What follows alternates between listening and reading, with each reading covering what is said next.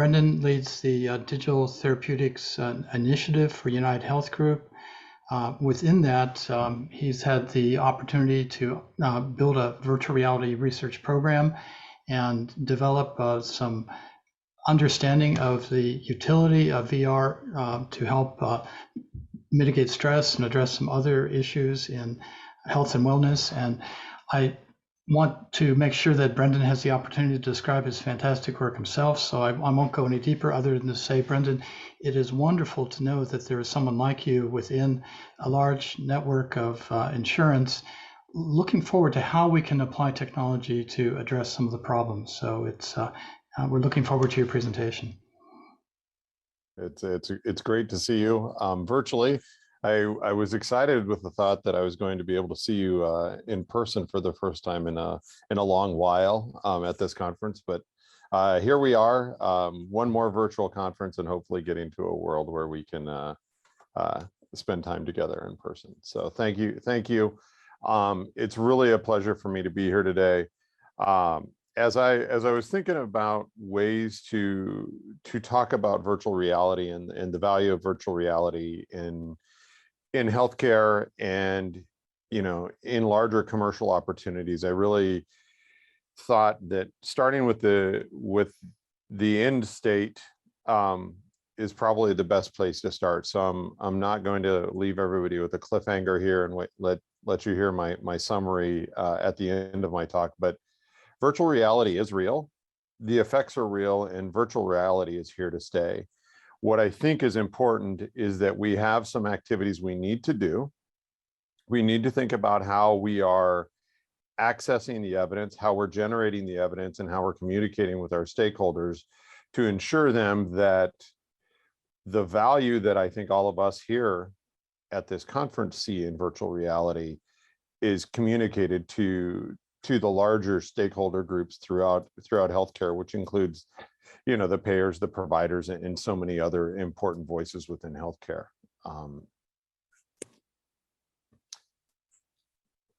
So overview, I want to introduce Optum Lab. I want to introduce Optum Lab's vision. I want to talk a little bit about VR and the conditions which it's there. I want to talk about the current state of clinical evidence. I want to talk about redefining some of the evidence that we see across a health spectrum for people, and then using all of the evidence to demonstrate value of virtual reality in healthcare.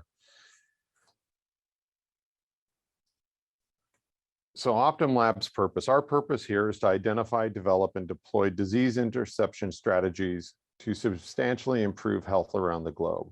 We are taking a cutting-edge approach to tackling healthcare's biggest problems, and we push beyond the best care out there to achieve the best care possible for members, customers, and society.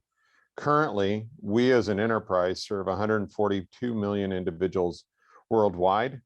We employ 125,000 clinicians, and we employ 30,000 technologists. And so we're a large group of individuals working to help a much larger group of individuals lead healthier and better lives.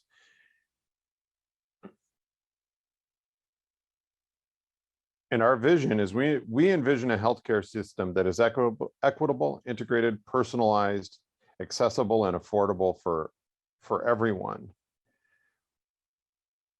I think this is particularly relevant as we move forward and think about the evidence that we're going to generate to show values to all stakeholders. And so, affordable, we know that there are technologies out there that have costs associated with them.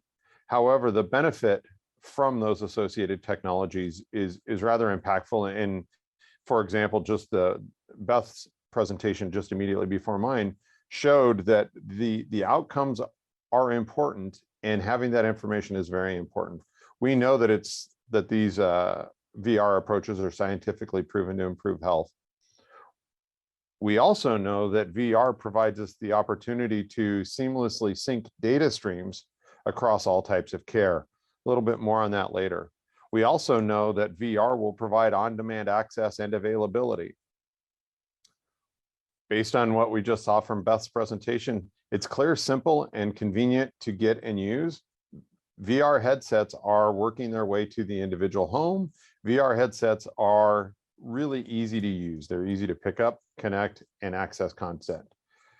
More importantly, and most importantly, in my view, is the ability to personalize and optimize care for an individual's body. We can do that through many different types of integration with sensor technology and other technologies. We also know that VR can engage and motivate individuals to inspire them to achieve better health. So I think this is Optum Labs' overall vision. However, I think if we take each one of these critical points one by one and answer the question with virtual reality, I think the answer is yes, that virtual reality can address each of these points along our vision. Currently, the evidence is rather robust, and VR is being used for many, many different conditions throughout healthcare. It's being used for autism to teach social and communication skills. It's being used for many different mental health concerns, everything from the pain work that Beth Darnell just described to self-counseling, which Virtual Bodyworks is doing. And so there's a spectrum of care that is being able to be delivered with virtual reality. We know that TRIP is working on emotional well-being. We know that Karuna Labs is working on chronic pain. We know that SyncThink is working on visual impairment therapies. And we know that SciSVR is working on phobias and exposure therapies. To date, there are greater than 20 conditions that have evidence-based VR therapies being used as treatments. That is a fairly significant number of conditions, and we know that that condition is only going to grow, and we see more and more solutions being brought to market every day, which is expanding this list. The current state of clinical evidence for VR, and I have to thank my friend and colleague Gita Berry for this slide. I saw her present this slide a while back, and I thought that this accurately reflects my view on where we're at with clinical evidence. And currently there are over 5,000 journal articles supporting VR in healthcare. There are greater than 600 randomized control trials that have been completed. And to date, there's more than 125 meta-analyses that have been created around virtual reality in healthcare. So the clinical evidence for virtual reality is quite strong. It's quite robust, and it continues to grow, much like we just saw Beth present. That clinical evidence is really, really critical. The question I want to ask everybody is it time to expand our approaches toward evidence generation? Is it time for us to think about more evidence generation and start thinking about channel-specific evidence that will really benefit us long-term in terms of the commercialization and scaling of virtual reality? We know that virtual reality can work all across the health continuum. And the health continuum, as we define it, is that on the left side, as we're looking at the screen, there's optimal health, there's suboptimal health, there are subclinical conditions, and then there are diseases and disabilities or conditions that we need to address. We know that healthcare as a continuum, we would suggest that healthcare needs to be delivered as a continuum, and not healthcare needs to be delivered just to treat and or manage diseases and disabilities. We really want to think about healthcare as a continuum and think about how are we delivering care and driving value and generating value all across this continuum. All along this continuum, VR helps us to monitor, to identify, to intervene, to treat, and to adapt or titrate those therapies. Effective treatment requires providing a breadth of services and support for individual specific needs. What's interesting is, as we think about most of the current evidence for virtual reality is really focused over here on the right side of the continuum, and it's focused on the efficacy of the therapies for treating disease and disability. As we start to think about expanding the evidence and thinking about channels, we really would encourage a much broader approach towards the generation of evidence and really looking at how are we generating evidence all along the health continuum, and how can we use technologies like VR to generate that evidence along the health continuum.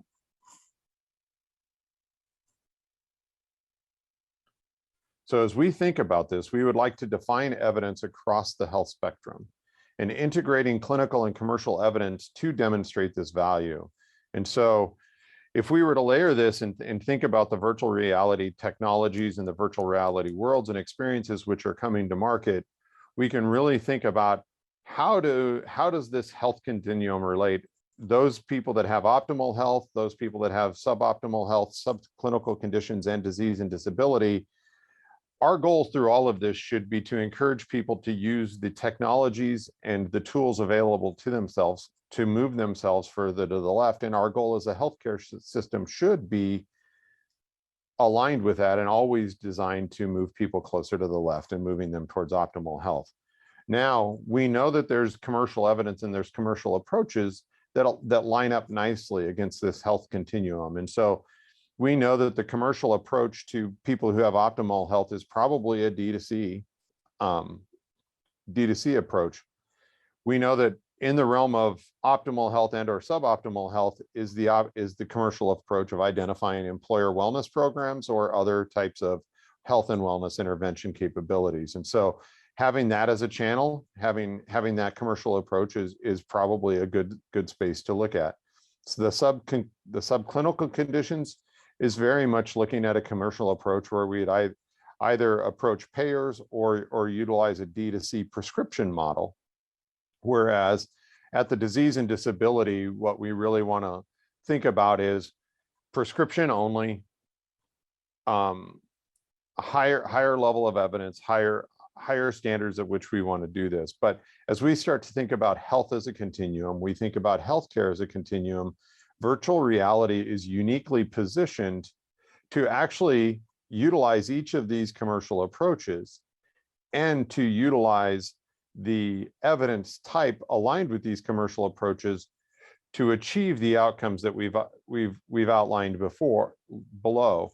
And so if we think about it, our direct to consumer evidence, the evidence that we best need to see is market evidence and market adoption evidence. That's going to be the evidence, and that's going to be the strongest evidence base that we can communicate value to our stakeholders.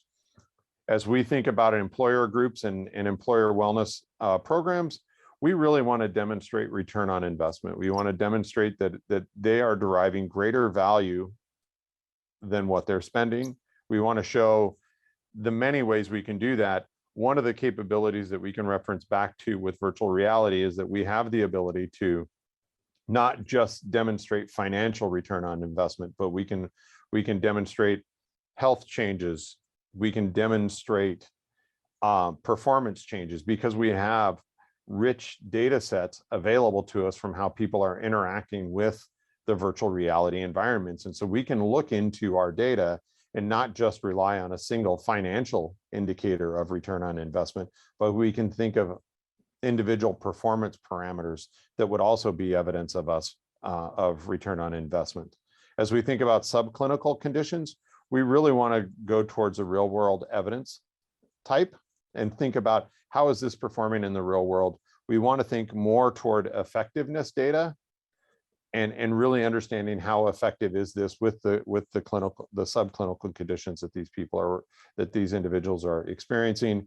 And then obviously over here with the disease and disability, we want to think about evidence type that would support FDA approval, FDA clearance, and growth in that space. And so ideally, what the data from all of these commercial approaches and all of these evidence types would allow us to do is that all of these data should be used to generate evidence for us to monitor health, for us to identify meaningful changes in health, for us to deliver appropriate interventions for where an individual is on the health continuum, to deliver appropriate therapies if they are identified as having a clinical or a subclinical condition, and to be able to adapt or titrate those therapies for each individual as they are engaging with these therapies.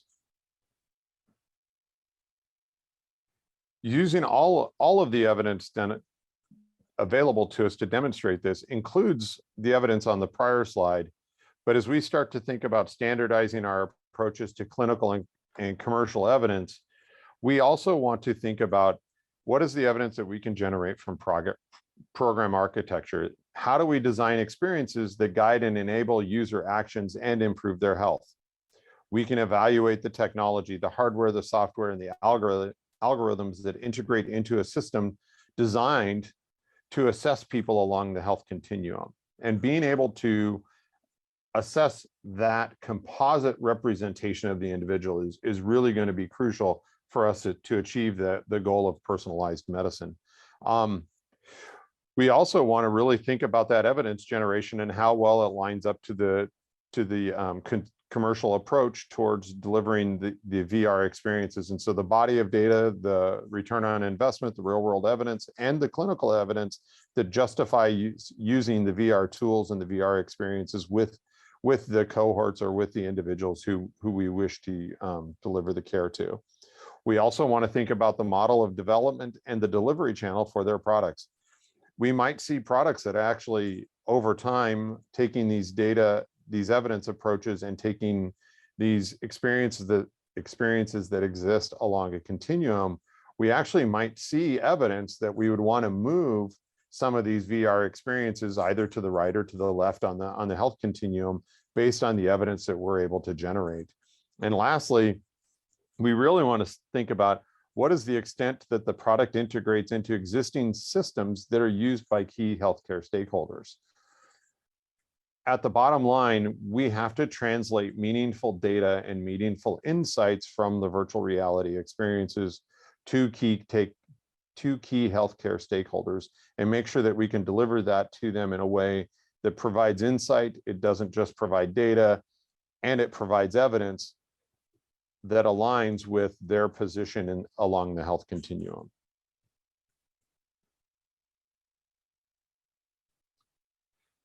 So, what we know, VR is changing healthcare. We know that VR can and will increase equitable, integrated, personalized, and affordable care for everyone. Aligning this back to the greater Optum Lab goals that I presented previously, VR can address multiple conditions, and it can improve financial considerations as we start to take systemic level approaches to VR, as opposed to thinking just in the realm of point solutions with individual hardware for each of those point solutions.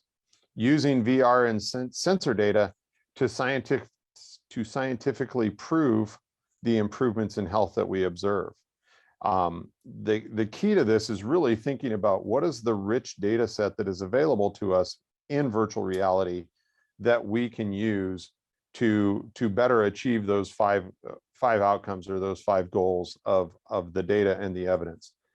We know that the data can seamlessly sync across many conditions and experiences and provide information about an individual and what